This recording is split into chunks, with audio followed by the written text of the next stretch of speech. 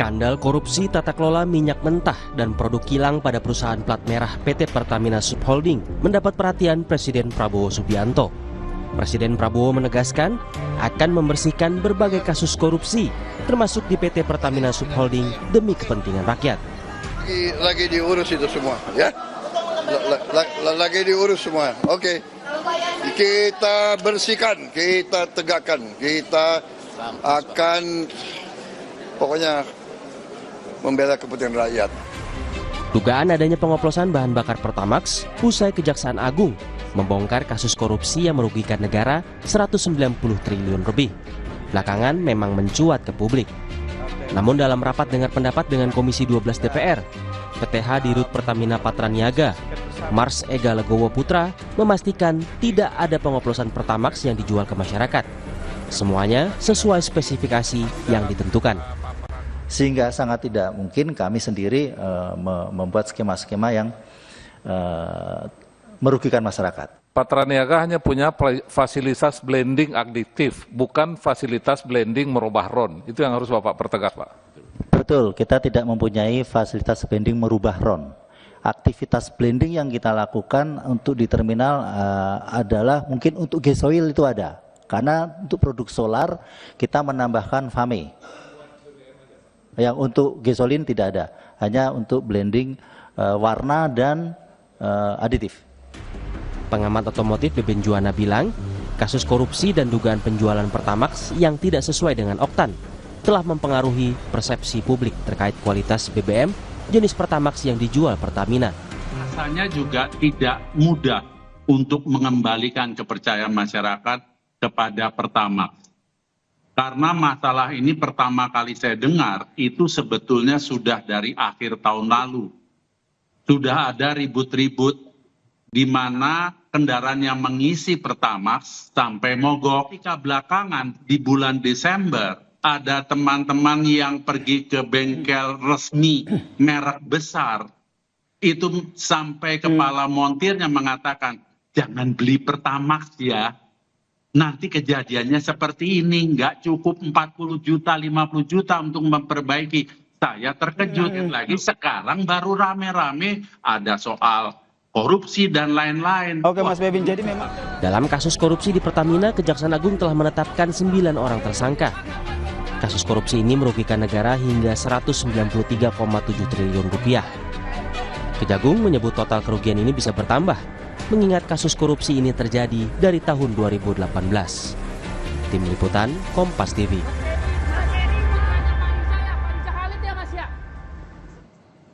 Terkait kasus korupsi dugaan pengoplosan Pertamax di anak perusahaan Pertamina, kita akan membahasnya bersama anggota Komisi 12 DPR fraksi Demokrat, Pak Mulyadi, dan peneliti Pukat UGM Zainur Rohman. Selamat sore Bapak-Bapak. selamat sore. Pak Mulyadi, kita ke Mas Zainur dulu ya. Pak Mas Zainur, sebenarnya kalau Anda lihat ini metode korupsi yang sudah lama atau modus baru?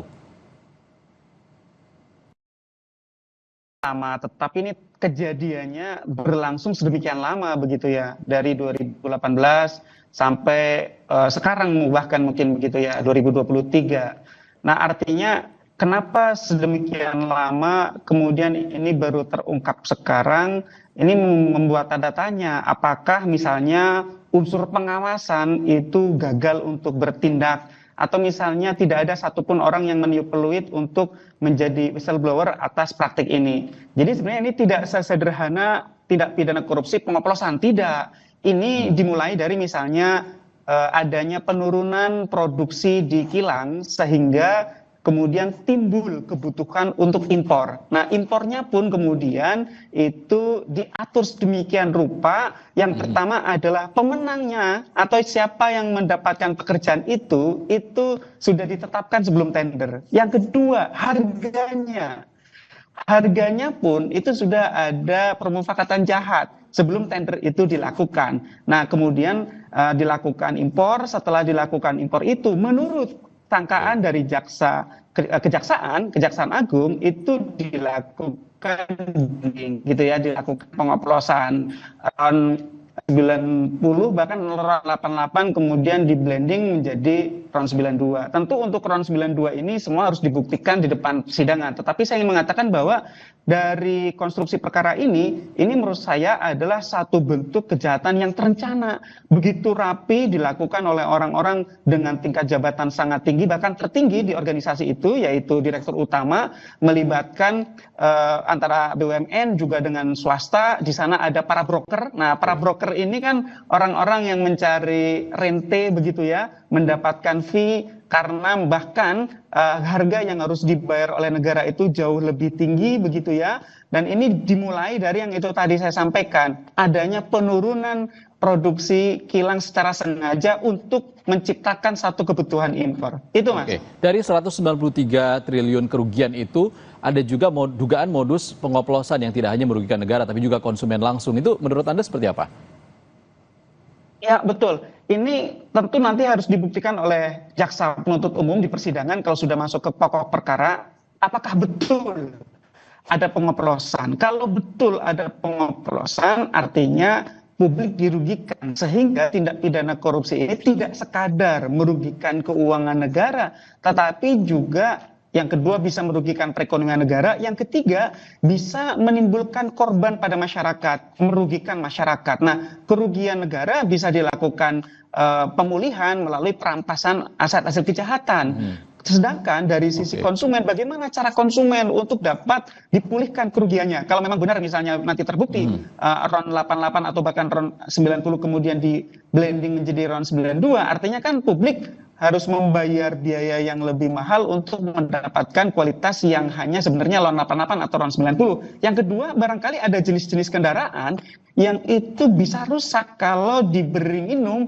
menggunakan RON 88 atau RON 90. Nah, ini kan timbul kerugian pada masyarakat. Nah, kalau timbul kerugian pada masyarakat, secara hukum, masyarakat bisa mengajukan gugatan. Tetapi kan kalau gugatan itu tidak mudah. Masyarakat bagaimana untuk membuktikan misalnya pernah beli Pertamax? Bagaimana misalnya masyarakat juga bisa membuktikan kerusakan pada kendaraannya? Itu tidak mudah. Dan mungkin gitu ya, salah satu yang bisa dilakukan adalah dengan class action bersama-sama. Itu Bang.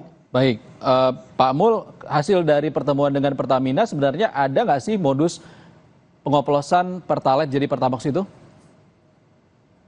Ya kalau dari rapat kita memang Pertamina membantah. Yang jelas kan sekarang yang kita tanya adalah Pertamina yang hadir pada saat rapat dengan Komisi 12. Kita tidak mau masuk ke domain persoalan hukum karena itu kan sudah ada ranahnya sendiri. Yang perlu kita lakukan sekarang adalah jangan sampai pengguna Pertalite atau pengguna Pertamax ini lari ke Pertalite. Lari ke Pertalite sehingga Pertalite ini kan sebetulnya juga subsidi. Cuma skemanya adalah kompensasi. Tetap dibayar oleh negara. Kalau membengkak penggunaan Pertalite, maka akan semakin membebani keuangan negara. Jadi dengan tidak percayanya orang terhadap kualitas Pertamax, konsekuensinya tentu akan banyak orang membeli Pertalite. Karena orang berasumsi, buat apa beli Pertamax? Toh juga RON-nya sama dengan Pertalite. Nah, ini kan yang terjadi kalau kita menganggap RON 92 itu RON-nya sama dengan 90 Pertalite.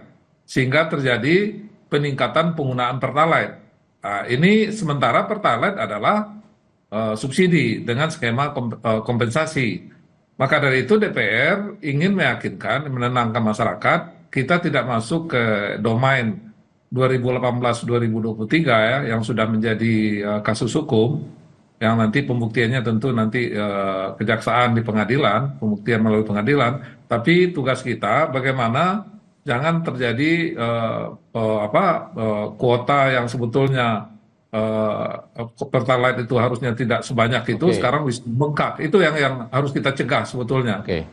Karena saya mendengar, saya cek ke daerah, memang masyarakat itu sudah terpengaruh.